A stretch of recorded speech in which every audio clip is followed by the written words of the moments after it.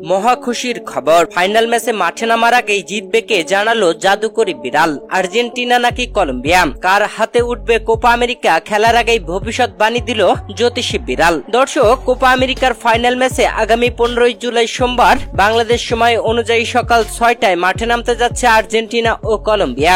এর আগে Copa America Argentina ও Colombia 5 বার মুখোমুখি হয়েছে, যে 5 বারের মধ্যে মাত্র একবার জিতেছে আর্জেন্টিনা আর মাত্র একবার জিতেছে কলম্বিয়া। বাকি 3 বারই হয়েছে ড্র।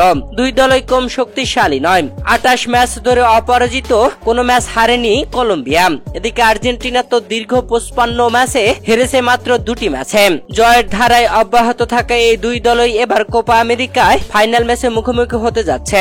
আর এই ফাইনাল ম্যাচটি নিয়ে ভবিষ্যৎবাণী দিল জ্যোতিষী বিড়াল, যেখানে জ্যোতিষী বিড়ালকে দুই সাইডে খাবার দেওয়া হয়েছিল দুই দেশের পতাকা লাগিয়ে। সেখানে জ্যোতিষী বিড়ালটি আর্জেন্টিনার পতাকাওয়ালা খাবারটি পছন্দ করে নেয়, আর এতে সম্ভাব্য বিজয়ী দল হিসেবে ধরা হয়েছে আর্জেন্টিনাকে। দর্শক, আগামী 15 জুলাই বাংলাদেশ সময় অনুযায়ী সোমবার সকাল 6টায় আর্জেন্টিনা নাকি কলম্বিয়া, কোন দল জিতবে আপনি মনে করেন জানান ভিডিওর কমেন্ট বক্সে।